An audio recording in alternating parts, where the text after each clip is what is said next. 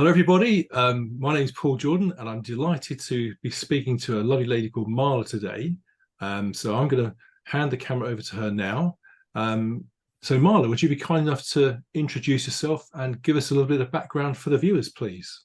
Yes, and thank you for having me, Paul. Pleasure. I'm Marla Koupal, and I am a sales coach, trainer, entrepreneur, whatever you want to call it.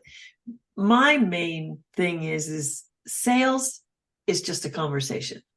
And everybody who can't handle uncertainty, I like to help you understand that all sales conversations are uncertain, but there's a way to always communicate with someone and feel very, very comfortable and in control, and you can burn your script.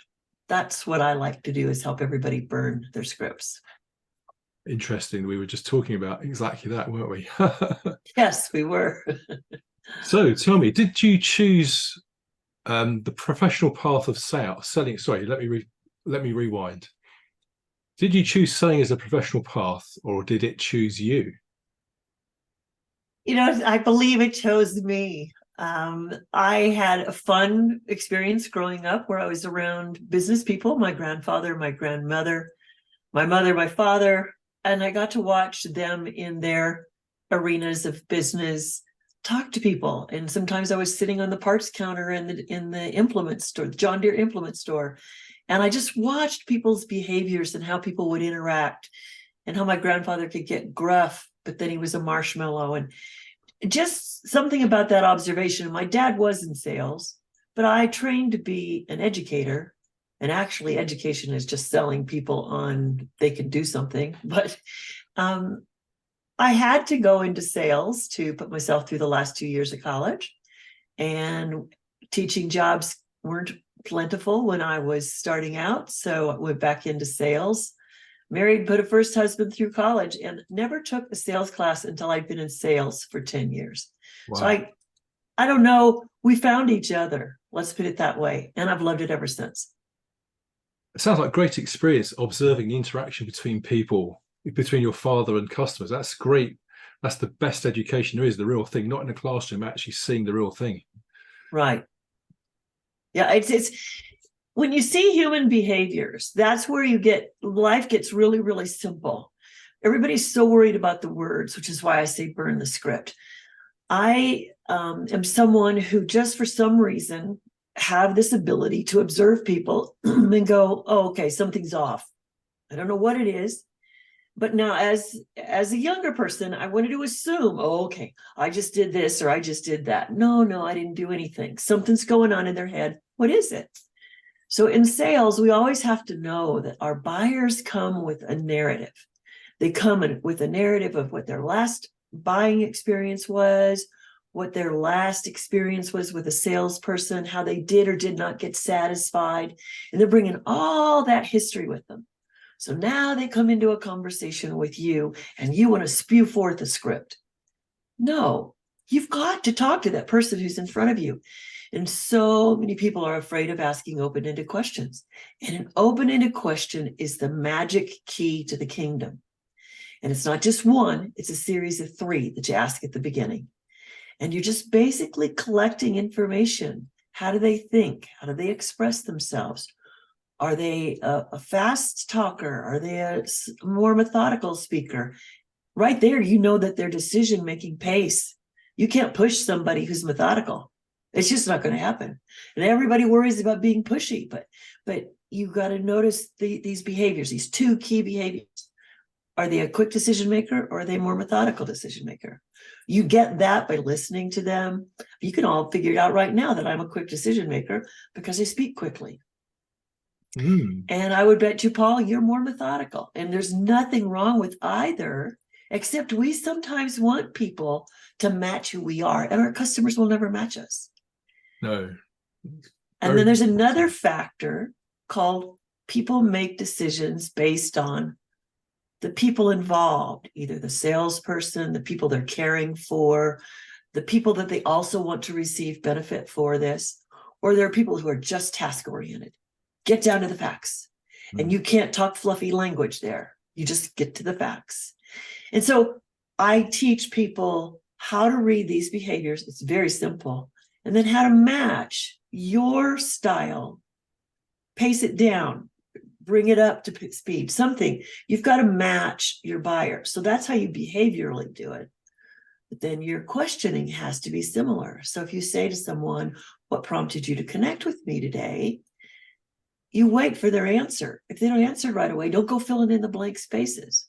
I think the hardest thing people have to do in sales, a salesperson has to do, is to learn to listen and to not feel like you have to fill in the quiet time. Very interesting, because a silence, I know, is very powerful, and some people aren't comfortable with it. They have, as soon as the silence is there, they feel the need to say something, and it's just a barrier sometimes, because that other person's thinking about the response. They just need time. Quite tricky. And I think it is. I'm no salesperson. I'm really keen to learn, because I have to sell my business, and I hear that we buy from people that we like. So kind of mirroring people's behavior to be like them, both consciously and subconsciously. So I think at some level, certainly I find with myself, there's a natural tendency to kind of mirror somebody's behavior a little bit anyway, to slow down to their pace or speed up to their pace and speak more quickly. I find myself naturally doing that. But so how does all this translate online as well? Because the body language, the facial expressions, how does it come into things? Well, most of the people I'm working with, they're trying to build their customer base with like-minded people on Facebook or LinkedIn. And eventually everybody wants to get to a one-on-one conversation. At least if I'm selling, I do. Many people nowadays in the market are very confused between the distinction of marketing and funnel marketing and instant decision making that people make because of a funnel. They call that sales. No, the minute money comes across in any way, shape, or form, that is the ka-ching, that is the transaction, that is the sale. Everything that happens prior is the process. So if we're one-on-one, we have to have a conversation. A sales funnel does not take care of a conversation. If people need to know they can find value, but they need the human touch to feel like they got the value, then that's where I come in. I help with the sales conversation. That conversation that builds the relationship and will guarantee maybe repeat business or even referrals. Funnels and marketing are designed to just say, oh, it's a good deal now. I wonder how many things people have sitting in their home that they bought that they never used. And we all know people who've purchased many courses and they can't even begin to implement everything that's in those courses. It's so voluminous, and everybody sits there and goes, because I haven't completed this course, I haven't succeeded. So in my sales conversations, if you're not ready, I'll tell you you're not ready. And most people don't expect that from someone, but I can only work with someone who wants to dive in. So I'm a facilitator. I help you facilitate how you've been having conversations, look at these new perspectives, get over whatever thoughts you have about what sales is. Sales is just as easy as having a cup of coffee and conversation where you meet an old friend and you say, what have you been up to? Yeah. And you let them talk for the first 5 minutes, 3 minutes, 5 minutes. And in the online business, everybody's put a time frame around a sales conversation. Like, you got to have it done in this amount of time. A lot of people have come out of sales call centers where they've just got everybody in a cubicle talking, and they've got scripts, and they're supposed to, but actually one-on-one conversations, when we know what we're marketing ourselves, we can get them done in less than half an hour, less than 20 minutes, if we take the time at the beginning and don't need to start throwing information at them. We just say, what prompted you to call me today, or connect, or set this time? And then once they say this, you can summarize, but it may be a little too soon. Don't jump into the solution. You go, tell me more. Like, I want to know. They didn't give me enough usually. I don't hear the emotion yet, or whatever. They're giving me the practical, factual stuff, And if I hear practical, factual, then I want a little more. People make buying decisions with emotions. Yeah. So I go in and I say, well, so tell me more. And then, man, I really get the story. Now I know, how are they motivated? And at least where's their energy on this, making this decision? Are they invested yet, or they're not invested? Well, then that's going to tell me how I'm going to have to work with the sales conversation. And then I don't just jump into them. So, well, let me tell you what I have. Never use that phrase. You move on in and you say, so what you've told me is this. It sounds like you would like to do this. Is that correct? And when they agree, then you've got your first yes, then you move on. And you say, so what I'd like to share with you is what I feel is a solution. And then you go in and you get agreement again. Now they're open, they're listening, they can hear what you say, and they'll be interacting with you. They'll tell you, no, that's not quite it, or they'll ask you questions. And when people ask you questions, they're using the product. And when they start using, then you're closer to your buying signals. I will never teach anyone how to handle an objection. Okay. Because there are no objections, there's only unanswered questions. It's a very interesting way of reframing things. I like that because, again, I think, and that whole phrase of reframing is very powerful, isn't it? It's like taking a particular sentence or situation and putting a different light on it. Right. Because people, I think the most common one that virtually everyone can relate to is, it comes down to money. Oh, it's too expensive. I can't afford it. And I know this varies differently between consumer, business to consumer, as opposed to business, where it's slightly, well, probably quite different, but or business to consumer, that excuse of, yeah, well, I really like the course, but it's very expensive and I don't have the budget. I mean, what's your take on that? Because that's a very common one, isn't it? Oh, it is. I need to talk to my spouse. I don't have the money, whatever. So we have to, as sellers, not just be focused on the now. We have to be focused on the future. So there's a couple of thoughts that come up when people give us that.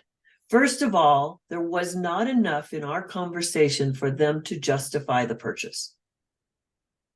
So it is my job to go back in and to qualify, well, help me understand. You've been nodding your head, you've been sharing with me, whatever they say, repeat their positives. So is there before we talk about the money, is there anything that you'd still like to know? Is there a question that you were thinking of asking me that you haven't asked me yet? See, don't jump to a conclusion. Oh, I just have to tell him this, or I have to come back and beat him over the head with, well, you said this.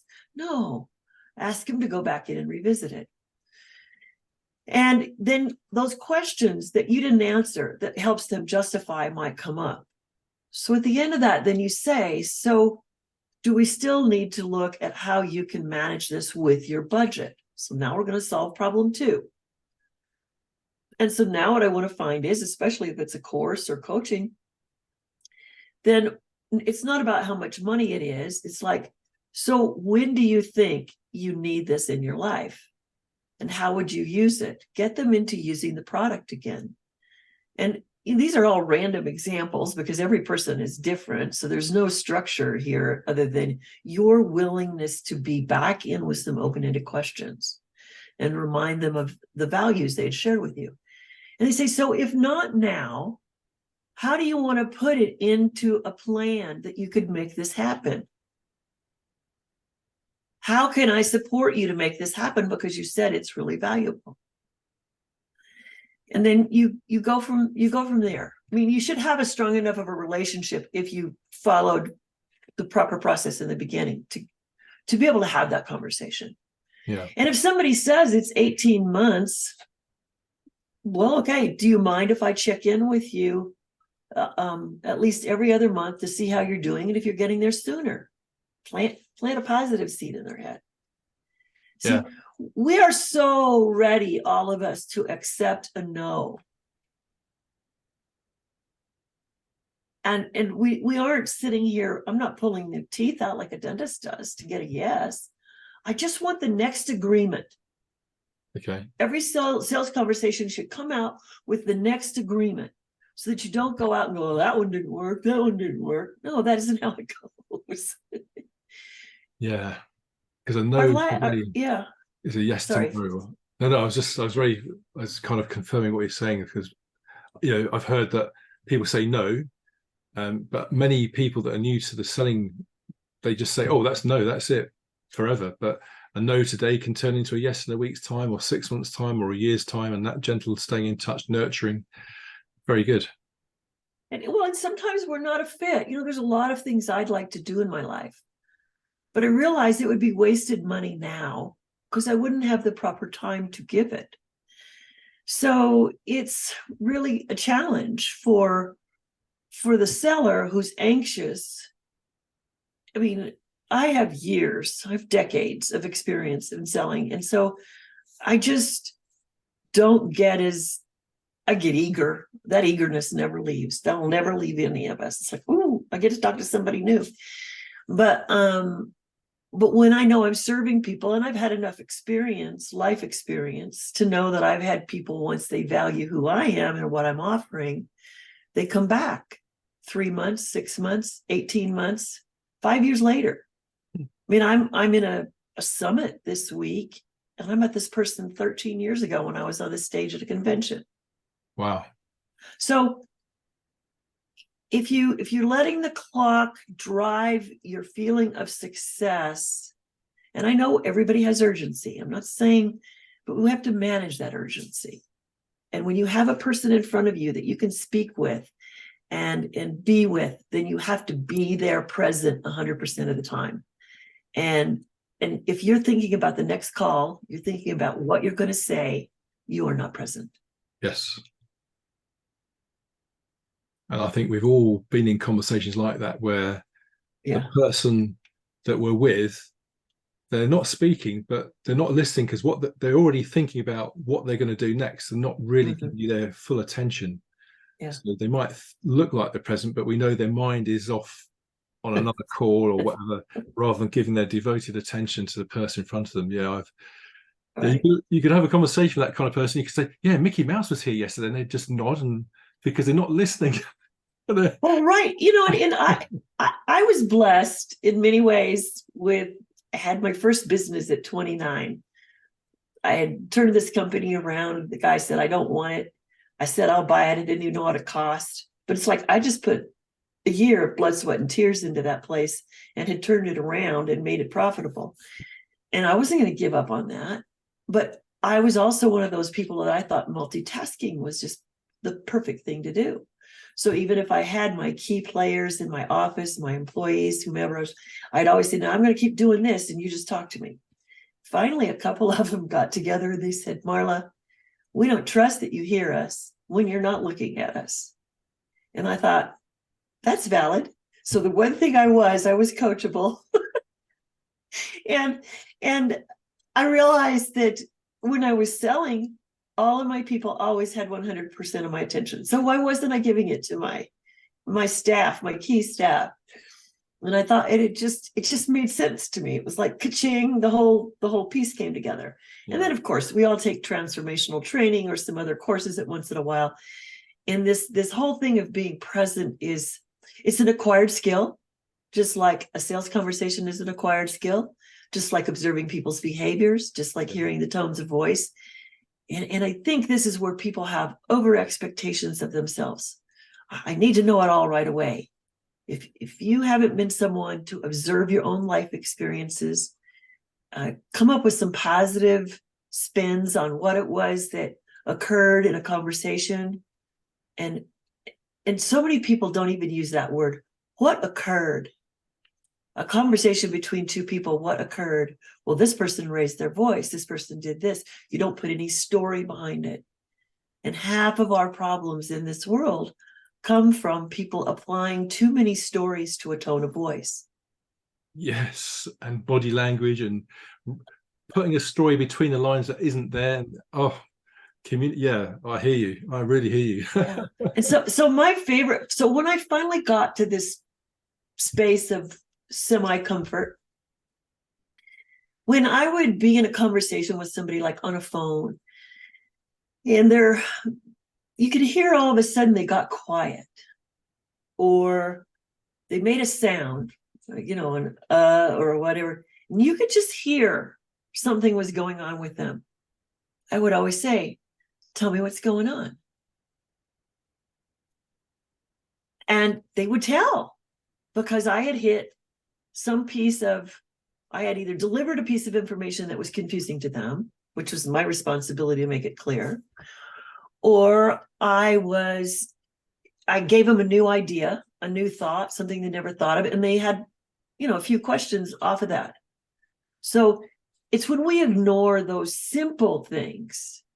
So if everybody's looking for the power of a conversation in the words, they will lose that sale, because the power of the conversation is in a combination of the emotion, the responses, how often you let them speak, how often you're getting nods or affirmations.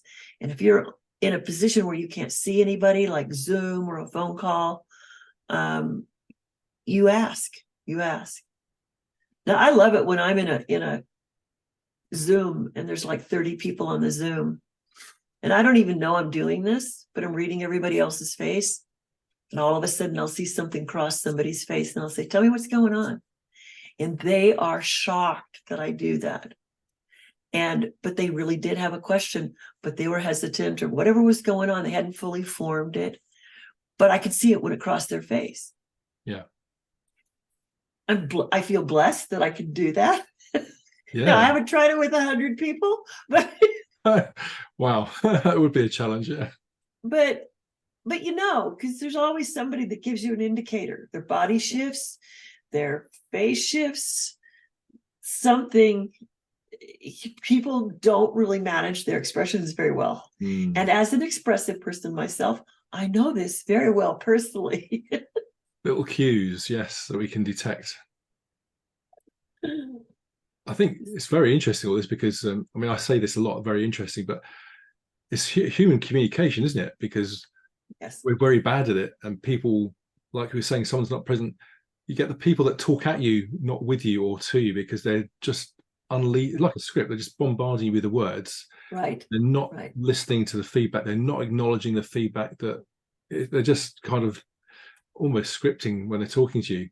And as we know, it's so important to listen to people, as you say, their tone of voice, their mannerisms, and that's very hard to do online. Not so much in a Zoom call, but certainly in a phone call. As you say, you can listen attentively to something going on, but you don't have that. You don't have the visual cues to prompt a conversation about what's going on, do you? I suppose you actually don't need them. I was a sales trainer for an insurance company in which everybody's just on the phone.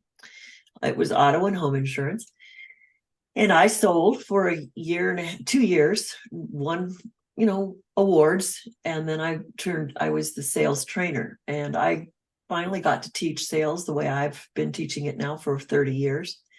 And I taught this stuff here. And I did very well on the phone because I would hear all those shifts in the voice or whatever. And I knew when I was going too fast, so I'd slow down. I'd put it off on me. I think I'm going too fast. I'm going to slow down. Will that work for you? I got another agreement, and they don't. So people don't have to feel uncomfortable telling me to slow down. I know that's what people have told me my whole life. So why don't I own it and play it in there? Yeah. Now, the hardest thing for everybody to do is to get rid of that thing in their head that says, what am I going to say next? What am I going to say next? No, you never have that conversation when you're with your family, when you're with your spouse, with your kids. You don't have that question running. What do I say next? So this should not be any different. And teaching people that, see, they think there's something right that you have to say when you're in sales. There's something. Now, the worst thing you can do is not ask for the sale at the end. But if you really learn to do the conversation well, you will be able to assume the sale. It sounds like you're ready to go. Here's how we can do that. And that's how I sell. I assume the sale. I don't ask. But there was a time in my life when I learned that I did not ask, and I lost something, and I never forgot to tell everybody, ask. In one way, shape, or form, you ask for the sale. It's a gentle step into it kind of thing at the end. If you do it right at the beginning, if you do the open-ended conversations at the beginning and you don't start with a script, you can always assume a sale. Powerful, because again, I know a lot of entrepreneurs, solopreneurs are very uncomfortable asking for that sale. They can talk, and they can guide the conversation, but some people are very uncomfortable asking for the, okay, can I take your credit card details, or okay, how would you like to pay, or whatever that conversation. They just clam up and say, okay, thank you, bye. So here's why I feel that happens. Okay. Because if in the beginning I ask an open-ended question, what prompted you to call today? And I learn three things, or else I say, tell me more. And I'm learning that, okay, they're here today because they had this problem yesterday. So it's top of mind, right? And it feels really urgent to them by their tone of voice and all of this, that at the end, before you assume the sale, you preface it with a summary of what you got at the beginning. This is why scripts kill sales. Yeah. So you summarize what you got at the beginning. Well, when we started out with this process, you told me you needed something quickly, and you were interested in this, and you also wanted it to do this. And I believe we've answered that, right? Yes. Do you feel comfortable with this solution? Yes. So then why don't we get you started? And then you just we can do this by cash, check, or card, whatever you're doing. And if they've got a hesitation, then like it's not fully justified in their head, just like, well, tell me what's going on. I love that phrase. Tell me what's going on. And I don't have to jump to any conclusions. So the worst thing that we can do in selling is to not let the customer speak their mind, to not help them summarize it, to not be, and we have to be willing to go back at the end and still ask what their hesitation is. But everybody jumps to, oh crap, I'm not going to make this sale. They take it personally. I must have said something wrong, and they lose the sale. Yeah. Done that in my youth. Well, we can all do it, no matter how old we are. Of course. But once you're seasoned, you learn to laugh at yourself. And so I think the biggest adventure is sales is like rock climbing. You don't know where your next little handhold is going to be. Or it's like sailing. You don't know when the wind is going to shift. And all of a sudden you have no wind in your sails, or you have too much wind in your sails. Yeah. It's just that people have been taught for over 70 years that here's exactly how you make a sale. And they want to make you a sales warrior. People don't buy from warriors. No. You look like you have your armor on. People want people. And so some of the best introverts I know are the best salespeople. Why? Because they like to listen. Yeah. Me, listening's an acquired skill. I'm an ambivert. I really 17:30. Bit of both. Yeah, I do enjoy the ability to just not have to carry the whole weight of the conversation. I mean, it's extremely hard responsibility to work from a script only. Yeah. It's like you're sitting out there trying to manipulate something. I'd rather put a jigsaw puzzle together. It's easier. Yeah, it's one way of putting it. So Marla, tell me what makes you different from every other sales coach or trainer? Well, I have three things that I like to teach. One is it's called Create the Buying Space. I help people create the buying space, and it's involved with a lot of the things that we have now. It's very simple, but it shifts the perspective. It takes them away from the script. This is your first job, create the buying space. I build an awareness of how you recognize and then work with those four decision-making styles that exist. And I told you that there's a pace and a focus, and I show you how those, and how each one of them will have a different way of choosing, of making their choices. Now, as we grow older, we all begin to blend and modify behaviors. But at the point of stress, which sometimes is where a sale is, that decision making to make a sale, at a point of stress, then they will revert back to that primary standard that they were born with. We're actually neurologically wired the way we are, the way we make decisions. It comes at us. And I've used this. I never knew how to put what I did into words until I got into that training situation. And I had to help people identify who they had on the phone and how they were going to work with this person just a tad differently than the other person.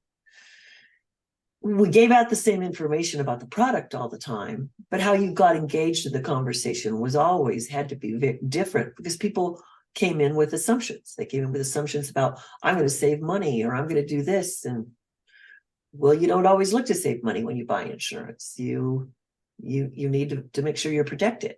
Yeah. So you have to switch those conversations up. So I do that. And then I also really dive into the series of questions that you ask throughout and how you're in control, but you're quiet. And so it goes on. But the two key pieces are create the buying space and break the buying code. And everything I do from there. And then I will run intensives where we really work for a few weeks together, because I would say I don't call it a mindset thing, but people are really having to dig out old baggage about what they should and should not do. And when you're dealing with people that are even 10, 15 years younger than I am, they are full of a lot of shoulds and shouldn'ts around conversations and what's appropriate and what's inappropriate. And so we just peel that back and they practice. Yeah. I think practice is a key word, isn't it? Because so many, again, a lot of solopreneurs that are trying to, sales isn't their first subject, so to speak. They may have an accountancy firm or whatever it is they do. But some of the things you've been talking about today, they sound very easy because they're kind of quite obvious. However, I recognize that unless people are put in a situation of having a conversation with a prospect, they've never done that before, and it's very alien to them, and they've just never done it. And something like role playing and having the opportunity to practice the conversation and just feel relaxed about it, because I'm sure that, like everything in life, when you've done something a lot of times, you start to feel comfortable doing it. But on your first phone call with a prospect, if it's a phone call or a Zoom call, not knowing how to handle the conversation, even though the way you've explained it very elegantly, you've made it sound so easy, but I know that unless you've done it before a million times, it isn't easy. And hence things like, how do you do it? Do you do role playing, or how do you get people to actually get good at this? Well,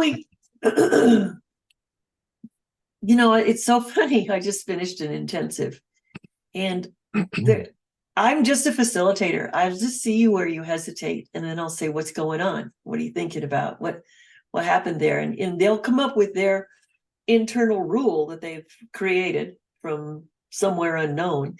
And we just break that down, and I reframe each selling situation for them. That's one way.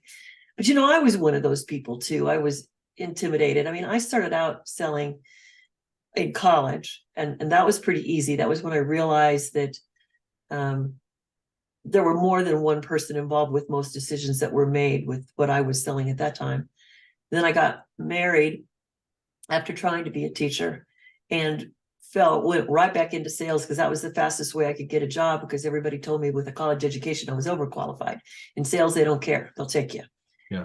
And I was getting up every morning and getting into the phone book. I was selling printing. This is in the days when nothing was online. Everybody needs to know nothing was online. You actually walked indoors and met people, strangers, and pitched yourself. And so I would get in the phone book and I would go through these companies, and I would just say, so tell me, how do you satisfy your printing needs? And then I would find the people that I needed to talk with, and we'd meet, and I would get them under contract or whatever. And I did really well at that, except that the company couldn't produce the product. And that is the other big risk in sales. So I made the biggest sale. In their 90 days, I made a $300,000 sale, and they couldn't quite fulfill the product. And so I figured that wasn't for me. So we have our ups and downs. I took my first sales class when I'm working for a real estate company, and they sent me to Los Angeles for this class. And There's one other woman and myself, and it was still in the days long before this diversity training and whatever they want to call it. And the guys just thought the gym jokes were fine in the classroom, so you tolerated it in those days. But I knew how to hold my own. I'd had two brothers, so that wasn't a problem with me, but I noticed it was with many. And so you learn what not to do, because I'd been selling for 10 years, and everything they taught me in that class, I realized that isn't what I do. And then within a year, I had my own business, and I'm teaching my people how to sell. And it was just as simple as, because we were leasing. So you always had to discover somebody's need. You couldn't just go, if we were managing 4,000 doors, so to speak. You can't just go pick this one or that one. You had to, and some people use the word qualify, but they use it inappropriately. I want to qualify the client for their need. A lot of people want to qualify their client to see if they're the right client. And, that gets them into trouble too, because that's a little bit of arrogance going on.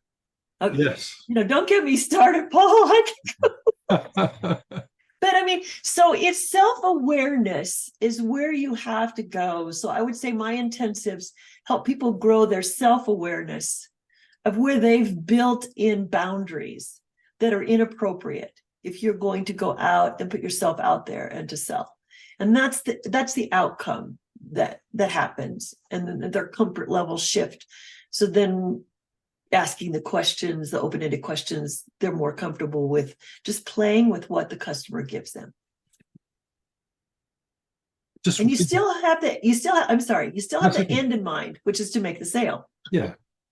But no, it's very interesting. You said something a little while ago about the $300,000 sale. I mean, as I say, I've done various things in my own career, and I remember probably 7 years ago, I won't tell you the full story, but I'd made a sale. It was a website. It was a membership website. And I didn't promise the customer the earth. I promised them what the specification would say. And I was so disappointed because the company really fouled it up. They couldn't deliver. And, as a salesperson, you've kind of made that commitment to the customer, and you stand by it. And, usually we're proud of what we're offering because we talk about the competition. We're proud of the product. Right. We're proud of the service, the quality. We're proud of the customer service, all of that. And when that's not there, it's very. I found it very uncomfortable. I was embarrassed. I felt a bit ashamed because this guy's paid a lot of money. I'd sold him this website, and he'd paid a lot of money for it, and it just wasn't delivered. And some fundamental mistakes. And I'm kind of hassling them. I said, "Look, guys, you said here in the specification you can do this, this, and this." And I would test things for myself to make sure they worked before I'd hand it over to the customer. Yeah. Because of my background. And I was going through this. I thought, this is just not right. This is just not right. And anyway, so I've been there, not at the same scale, but because you have to, you have to believe in what you're selling, because you have to have the passion and the energy, because that, if well, this is kind of okay. It's not the best product I've ever seen. No, you can't work like that. It's got to be, the passion has got to be there, isn't it? And the belief. Yeah, it does. And that's when I made a hard line choice for myself. I said, I won't sell anything I can't believe in, and I won't work in a sales environment that is unhealthy. And of course, then I had my own business until I was almost 40. So I created that environment that I wanted. And then when I made changes and found myself with family and in the corporate world, then I had a personal thought that I won't work anywhere where it's unhealthy for me. Yeah. And I could buy into this product. I mean, I enjoyed, I could never sell life insurance, but I knew I could sell auto and home because we all need it. Sure. That wasn't a challenge. And I enjoyed it while I was there. Then it was time to leave 15 years later. Wow. Fantastic. Yeah. So Marla, tell me, who typically benefits from your sales facilitation? Direct sellers, network marketers who are ready to let go of their scripting and to really understand how to do it. People who want to make their team members more comfortable about selling,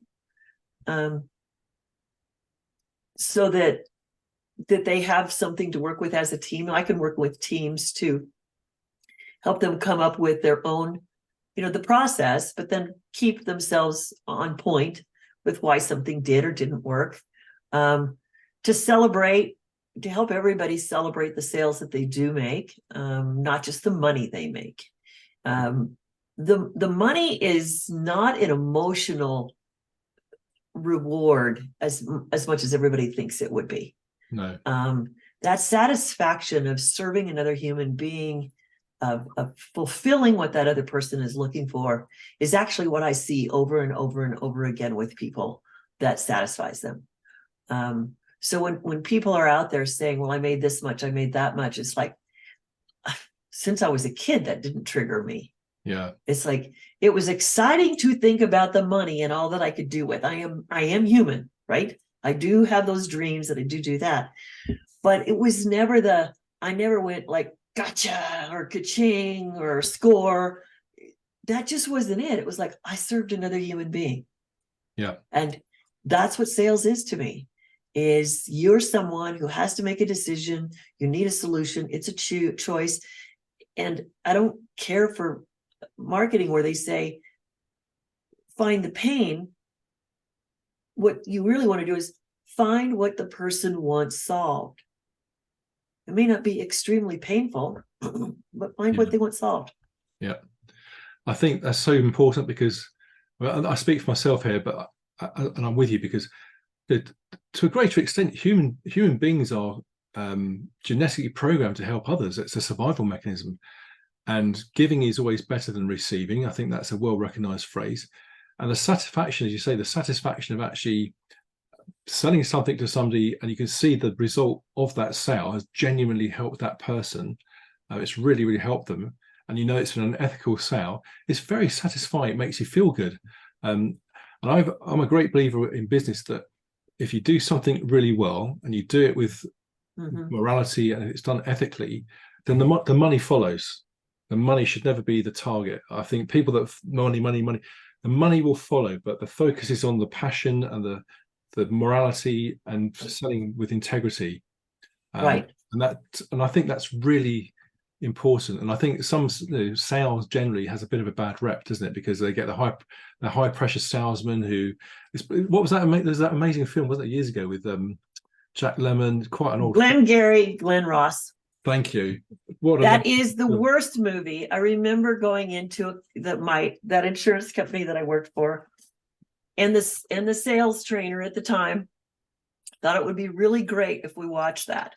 I felt like I was back in that real estate sales class that I'd had 10 years before. Oh my gosh. And it's like, it doesn't work that way. I've been selling for 20 years now, and you're trying, or 30 years now, whatever time it was, 25.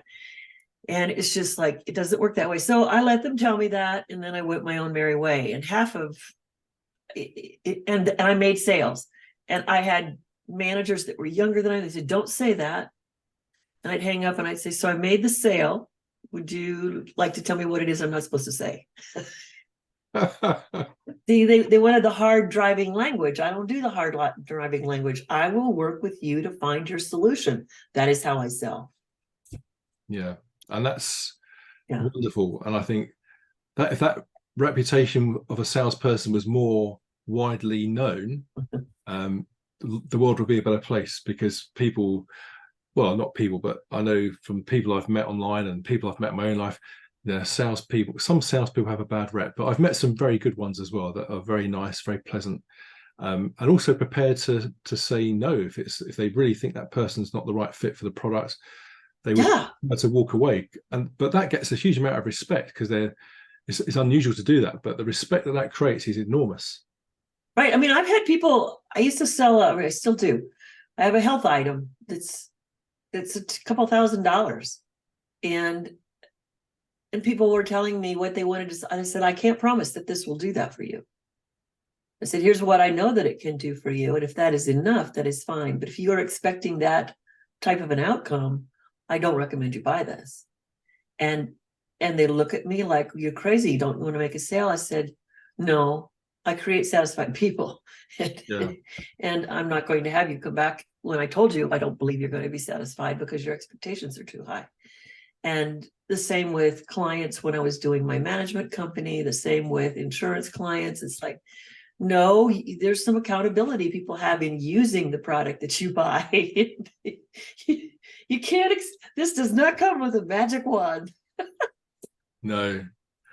But I think when people encounter that, they find it such a refreshing approach that it makes you shine, standing out from the crowd where they've had a shoddy salesperson who's been quite pressurized.